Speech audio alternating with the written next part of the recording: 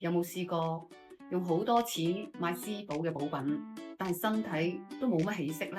你會唔會都係其中一個呢？我哋都好想身體好，見到個個都買燕窩、買花膠，都會心喐喐想試下。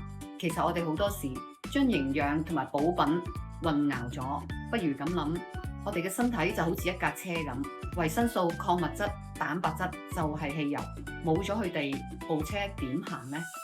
至於燕窩、花膠呢啲係香水，你部車未踩得喐，噴幾多香水都係冇意思。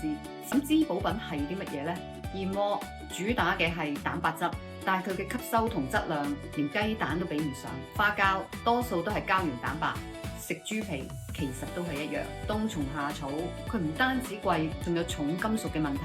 第二，真正嘅危機，你以為營養夠，其實你食得飽，但係10個有9個鈣、維生素 B 都唔夠，細胞日日喺度捱緊餓，件事冇你想象中咁簡單。第三，聰明養生其實好 easy，醫生、營養師都講咗好多年，最有用嘅營養一啲都唔神秘，完全唔貴，每日食夠蛋白質、維生素、礦物質同埋飲水，你嘅身體自然頂呱呱，唔使追求昂貴嘅補品，理性養生冇你想象中咁難。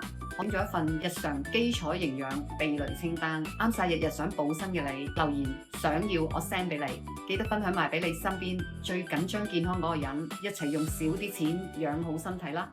同 Dion 一齊滋養身心。